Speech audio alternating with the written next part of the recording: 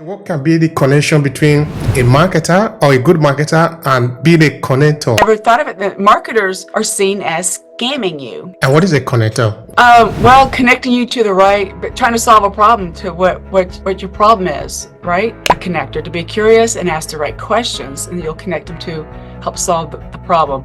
Most of my stuff, again, is related to health advocacy and with the communications aspect. How do you really approach your being a connector? You've got pros and cons to everything. You need to use things in moderation. But I get a lot of connections on LinkedIn, and that's how we connected. What is kind of your key message when you look at your health as an advocacy? Yeah, my key message is to focus on what's important to you and not chase squirrels. I joke that my avatar, I was a dog before because when I was younger, I would chase. Oh yeah, it's easily to get distracted, and that's.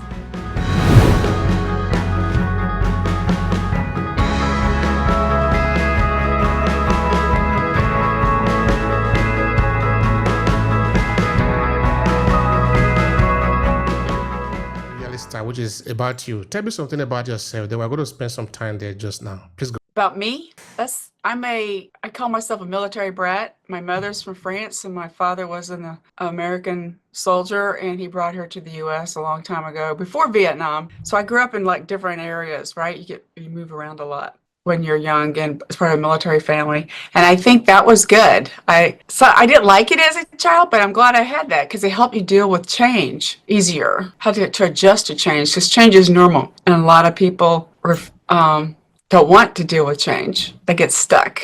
But that's part of life. And I really appreciate that. And I appreciate being raised by a French woman in the US. And I grew up mostly in the South, in the United States, but different military bases. And I have an older brother and a younger sister, and my older brother made me, I don't know, he took care of me because we were back in the 60s and 70s. Around here, you just roam the streets. We didn't have technology back then. And I think that's a good thing. Helps you be more resilient too. Resilient is not something that you're born with. That's something I talk a lot about, is resilience. So then I eventually moved around again to another college. I went to University of Wisconsin, and I'm from the South, but I met my future husband, and that's why I transferred up there. And we moved back to the South, and I've been in printing for a while. My clients were big New York publishers, and so I was always fascinated with books. I think all that just kind of like weaved in, being explorative, like to have fun, like my brother taught me, and just enjoy reading and writing, and I'm helping clients do their projects. And I had some good feedback from in the era that I started business. It was very, very male dominated, the industry that I was in. And so I had some good role models to cheer me on, is that the right word? Give me some confidence. And eventually I wasn't going to have kids, but I ended up having 2 boys because I had to raise my sister. And she was 8 years younger than me. And that was a lot of work when you're a teenager raising a younger sister, but I knew she needed help. That's just innate in me, trying to help people. I naturally, maybe that's the mom and a lot of women, right? We just want to help people. And so I helped her. She needed me because my mother went back to college to get her master's and her PhD. But I didn't mention this earlier. She was married 3 different times by the time I was 17. So that gave me an attitude. I mean, you already have an attitude when you're 16, but that didn't help. But I had some really good role models to help me. And I'm so glad I met my husband because we're both, one thing we have in common, we're both from divorced families. And we were both about the same age. My mom's last divorce, where I think I was 16 and he was 15. I mean, I didn't know him yet, but that's one thing we have in common. We have empathy for each other, experienced it differently being a male, and I experienced it differently being female. And I think we work together. We've been together for, we haven't been married 40 years. We've been together 40 years just because I think we're so opposite. I think that works. If you're too alike, what I've seen with other people, it doesn't work long term. That's just my opinion. And I started my own business basically I became an independent contractor 20 years ago. Because it was recommended. People liked my knowledge and what I knew and the connections that I had.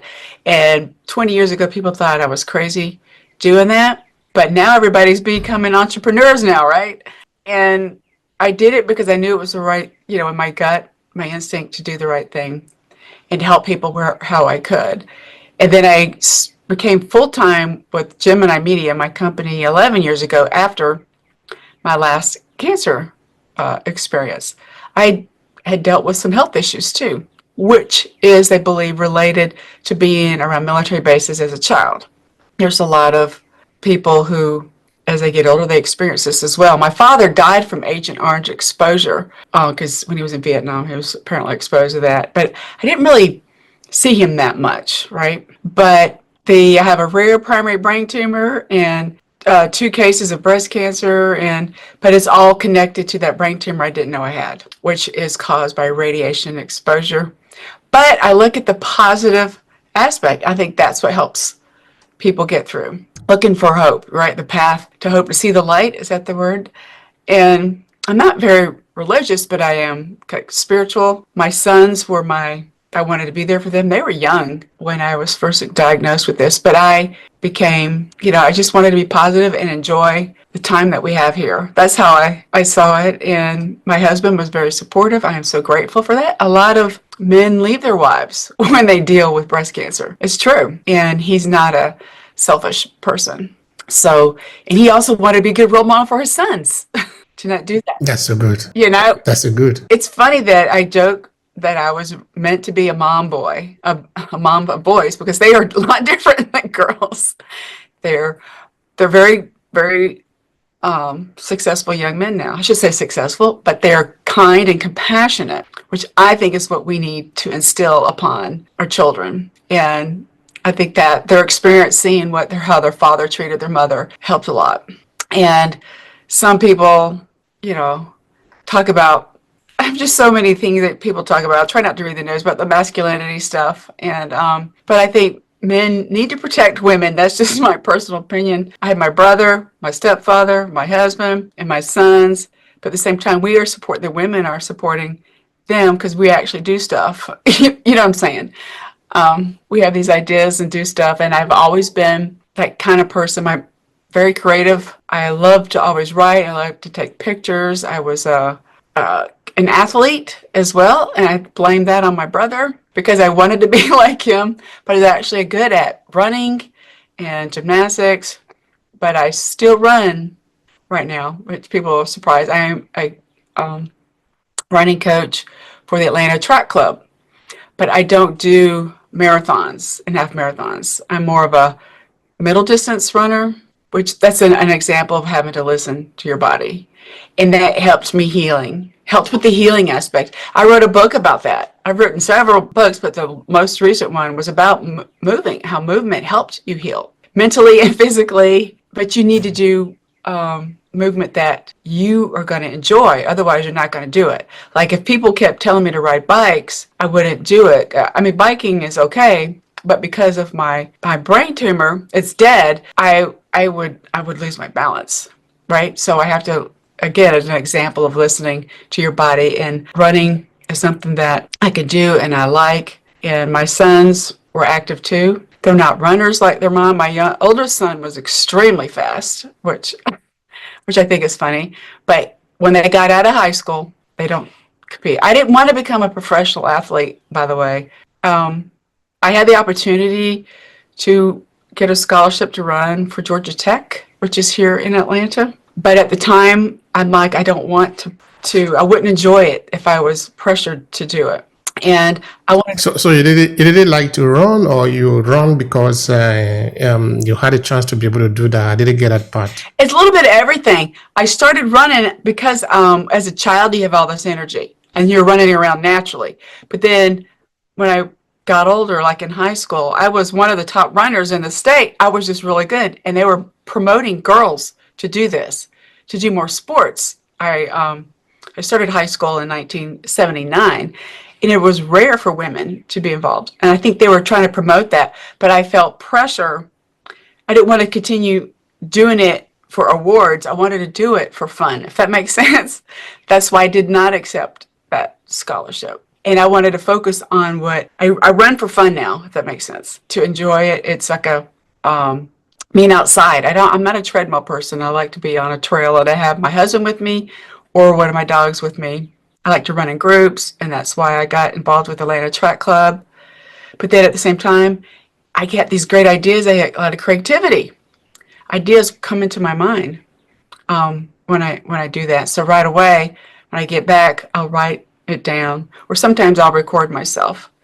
But I've helped solve a lot of problems from running because it pops these ideas into my head. And my clients are the ones after the last cancer diagnosis. They're the ones that convinced me to do my own thing because it showed that I still had value into this. And I'm one of those people that someone told me recently. I was very rare. I use my very creative side. I use both sides of my brain, and they use a very analytical side because I have a degree in economics and in marketing because I like to look at the thing and how I think that is important. But not everybody can use the brain, the same level. I would rather. I was good in math, but I didn't want to be in finance because I thought it was boring.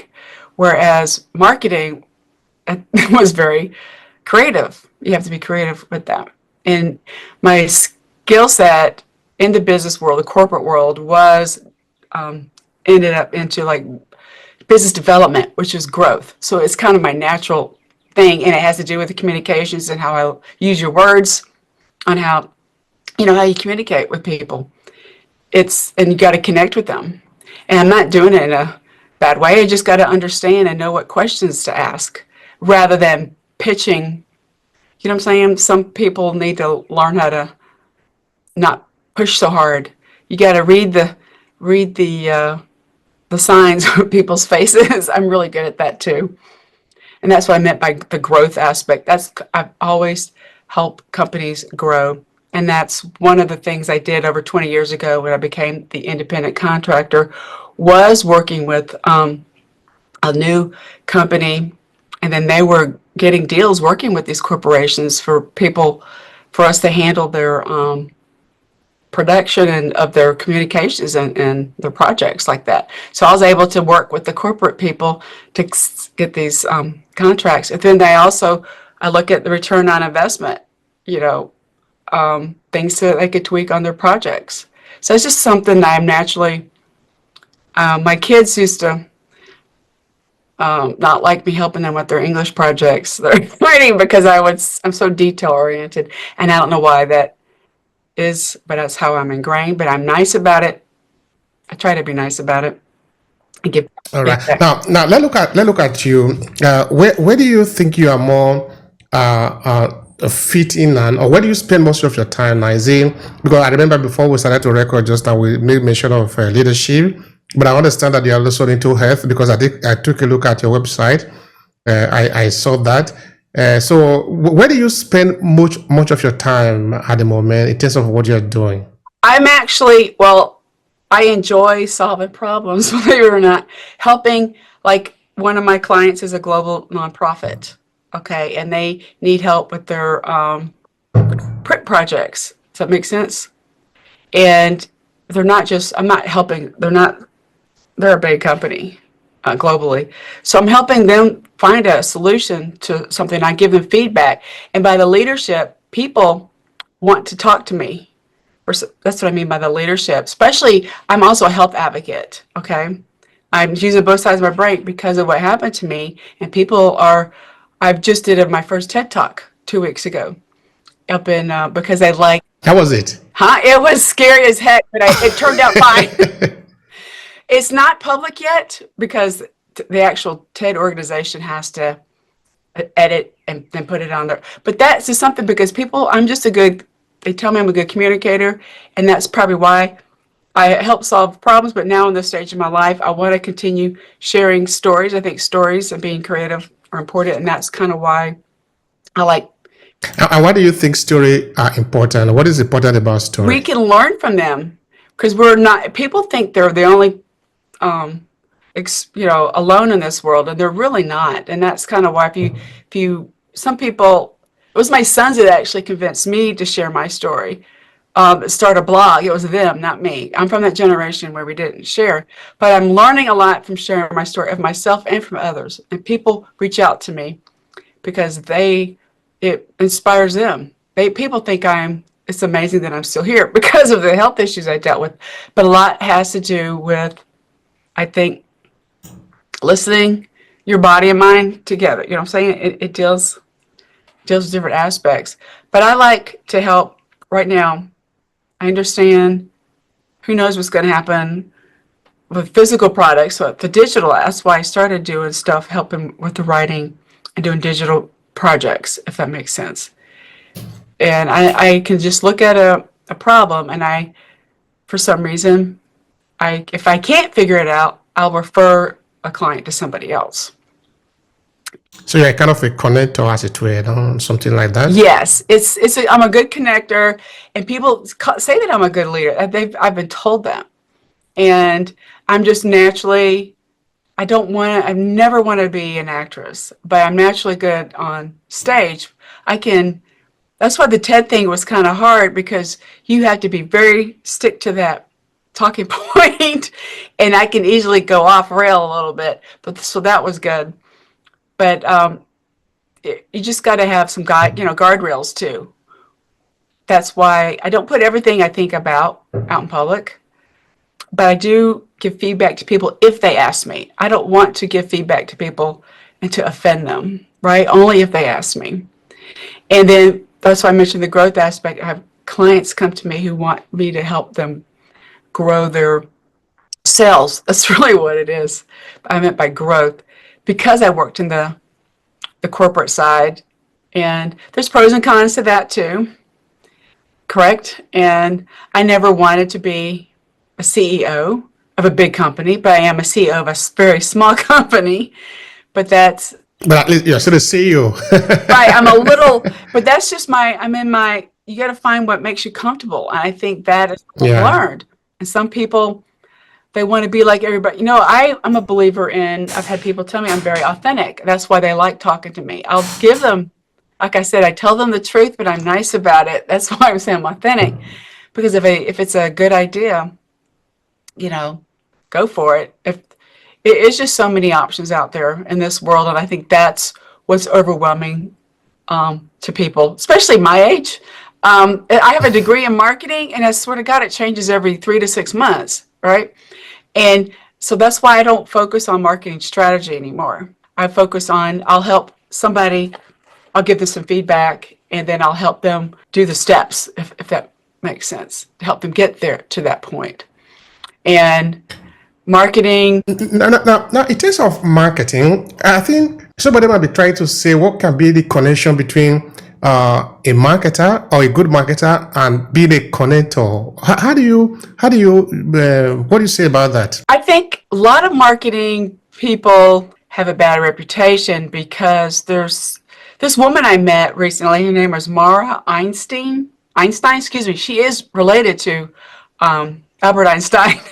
And she just wrote a book recently called Hoodwinked, how some of it is a cult. That's how she said it. I never thought of it, that marketers are seen as scamming you. And that's why I look at it as more important to connect you rather than, does that make sense? I should say scam, but that's kind of how it's seen. And I used to, when I was younger, when I got my degree in marketing, I was like, I didn't say it too much, but I did it. I only did it because it allowed me to write and be creative. I was going to do finance. I'm like, oh, I didn't like it. And that's why I did a dual degree in economics, what has the numbers and the marketing. And I know people are trying to survive, but when they're trying to sell their products, they need to do it in an ethical way. How's that? That's what Mara is trying to get across. And I'm totally on the same page with it. You need to be ethical about it. And you want to, what problem are you solving rather than making, stuff, I should say making stuff up. But I'm sure you've heard of clickbait. And that's why some people don't trust the marketing thing. But it's important to get the message out there. And it's about how you're messaging it. And some of the marketers are doing it right and some aren't. And I think being a connector with a potential customer and with a product is the better way to do it. And what is a connector? What does it really mean? Yeah, be a connector. What does that mean? Well, connecting you to the right, but trying to solve a problem to what your problem is, right? There's so many problems in this world, and not everything can help you. And that's kind of why, for me as a connector, I connect clients with the correct, like a big printer, for example, big books or something like that. I'll connect them to the right place, if that makes sense. I don't I'll connect on the health advocacy aspect. I'll connect people to the right doctors. I'm one of those. I'm very curious. I think that is helpful as a connector, to be curious and ask the right questions, and you'll connect them to help solve the problem. Most of my stuff, again, is related to health advocacy and with the communications aspect. Yeah, yeah. So I was wondering if there is some approach that you usually take to be effective as a connector. You did make mention of a question, so maybe somebody is curious about that. How do you really approach your being a connector? Well, I get referrals. I think that's important, and I think that's why networking has always been popular, and that's kind of why the social media became popular. But then you got pros and cons to everything. You need to use things in moderation. But I get a lot of connections on LinkedIn, and that's how we connected. But I was one of the original people who got on LinkedIn. I mean, that's like 20 years ago. But I did it because I was in the business development roles. So back then it was different. It wasn't to look for jobs. It seems to be more about jobs now. But back then, I was connecting with executives at companies. That was the way to do it. And then it changed a lot when Microsoft bought them. It made it more of a net. I know it's more than just net, but people are looking for jobs. That's kind of how I see it. And I'm just very, I'm open to meeting new people. But to me, it's like your message that you sent me, it was good. It was ethical. You know what I'm saying? That's why we connected. Tell me about the message. Right. It was a good message, because otherwise I just ignore stuff. I get a lot, believe it or not. And like LinkedIn is, to me, for business to business, is the best place to go for. It is good for networking. And if you're looking for a job, I don't know where, I'm not in that field, but it's a great connector. I've met so many great people, right? And I started, like you, I started a podcast, right? I started a podcast because it was based on my first book, and people like that. It was called Real Things. And how, after dealing with all those health issues, I'm like, we need to focus on what's important, not just things. To me, the best thing is a memory with your family or with your friends, and creating those kind of moments. That is what I talk about. And I have people, I feel like I'm jumping all over the place, but it's about just we need to be ourselves and not be fake. And I think a lot of people, I've noticed too, or I've read that there's a lot of having some mental health issues. And I don't know if that's from social media, the younger generation. That's kind of what I mentioned before. Thank goodness I didn't have it, because people are sharing things we don't know if they're true or not, right? But then but I'm getting advice. I listen to my sons. They're in their 20s, right? And they understand the world. That's what's happening right now. And so, but then us older people, we should give them some wisdom, what we have learned, right? And that's kind of helpful as well. And I think that is building a community is important. I think that's what LinkedIn, I have like a community, if that's the right word. I'm not on TikTok. I don't get it because of my age. It's just not, it's bad enough that I'm on Instagram, right? But TikTok, I'm not on Instagram. When I look at Instagram, that is terrifying. So right, it's just for a couple of minutes that I'm on there, right?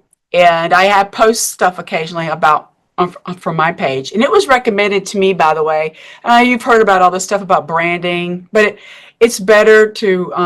I had a separate Instagram page for my podcast, and then it was recommended I blend it together, and that is better. It's less work and stress, and people know me as the real things living lady, and but also the lady. You have to be consistent. talk a lot about running and writing and my podcast. And then on LinkedIn, I'll share some of those clips that I have on from the podcast from guests, and people like that. And And when in terms of branding as a marketer, how do you put all of them together? Because you're doing a lot of things. So how do you package all of them together so that they can be coherent? I do have some help. I don't do it all by myself. But I have an idea sometimes, and I have it polished. I get feedback from people, though, by the way, before I put it out publicly. And for my podcast guests, I will have them, I make sure they're a fit, right? I get people reaching out to me all the time, PR people reaching out to me all the time. And it has to be aligned with what my topic is. You can't just jump all over the place, right? For my particular podcast. I've had politicians reach out to me and I say, no, thank you, because I don't want to put, ruin my brand, you know what I'm saying? Because politics has always been like this. It's not new. And that's why I've never been involved with it. I've helped advocate for like the American Cancer Society, and I've worked with some of the legislators in my state to try to get them to pass bills, but that's the only time I've ever been involved with politics, trying to advocate for the regular person, the average person, try to do some ethics. And hopefully that makes sense. It makes sense. But I'm also trying to understand what is the kind of your key message when you look at your health as an advocacy. Yeah, my key message is to focus on what's important to you and not chase squirrels. I joke that my avatar, I was a dog before because when I was younger, I would chase. Oh yeah, it's easily to get distracted, and that's why with your marketing, you have to be in line with your brand. And my brand, people know me for the health advocacy, which includes movement and eating right. I even got involved in the nutrition aspect to make sure I healed properly from the chemotherapy. That was a lot of stuff. So I shared some of that publicly, and people like that. But then I talk a lot. To me, as I age, creativity and writing and creating, just talking is healing for not just me sharing these kind of stories, but with the whole world. I mean, I don't expect everybody to listen to it. You just want to impact a couple people's lives. It's kind of like a domino effect. That's kind of how I see it.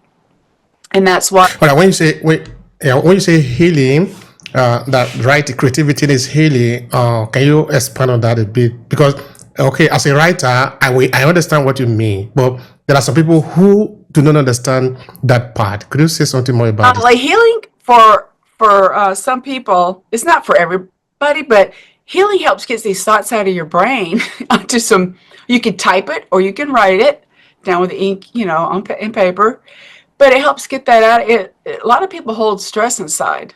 That's kind of what I meant by healing. And if you're not the one writing it, but you're reading a story like that, you're like, oh, I connect with this person. And then I've had people reach out to me and like, thank you for sharing that, because they're not alone in this world. And I think a lot of people, even though we have this tech, we're feeling isolated. And I think COVID seemed to amplify. I'm blaming everything on COVID, but COVID, the good thing about COVID is it allowed me, I started sharing videos from me talking or with having guests. I didn't do that before, but people like that. And I think some people, it just depends on the content. That's why with your message, where you share it, it can't be exactly the same. Like you can share it as a lot of people write books and then they create an audio version or an ebook version. And then a lot of authors get on podcasts. That's a good way to market their books, because not everybody reads the newspaper anymore. That's really the print newspaper. It's not going to be around. I shouldn't say that, but the digital website is. So it just depends on how you want to get your message. That's how you have to package it. Like if you're going to do a book, not just have a ebook. Some people want to have an audio version because they're out for a walk, right? And they have their earbuds in. So I don't recommend listening to a audiobook while you're driving. in the Atlanta area, because that can cause an accident. You just still need to be. It just helps you think, and I think that's why the YouTube is amazingly how much has exploded in a good way. I don't know. Like I said, TikTok is for the younger generation. Some people swear by it, but I don't want to put too much on my plate.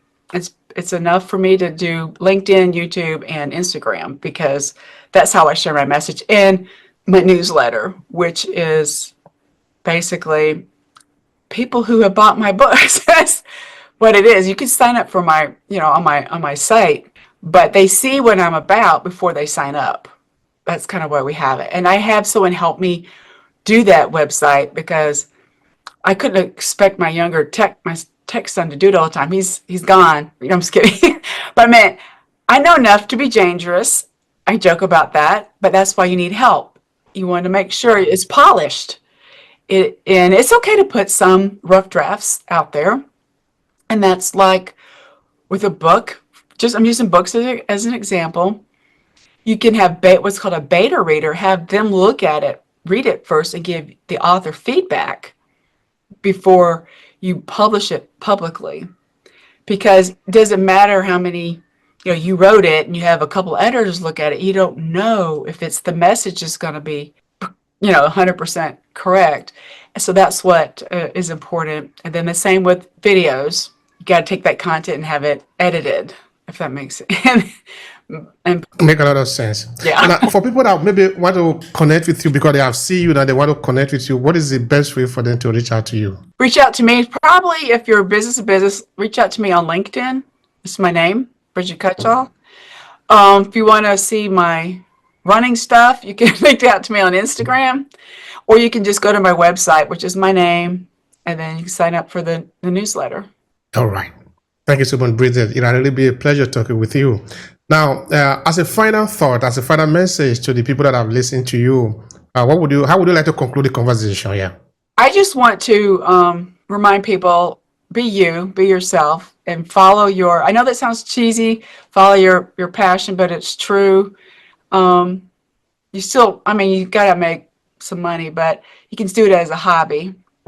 And for your health, you need to get up and move. And it doesn't have to be running or riding a bike, just walk. Another example is working in the garden, just things like that. You need to not be so sedentary. And here I am giving this advice. I'm in front of a computer. I'm just kidding. But I will get up after this call and I will go for a walk. And that's one of the reasons why I have dogs too. I just think get outside in nature and be yourself and follow your passion. Thank you so much, Brigitte. It's been a pleasure talking with you. Thank you so very much. I appreciate it. All right. So, of course, we tell the audience that are listening to us, that are listening to this point, that they should check out your work and, of course, get in contact with you.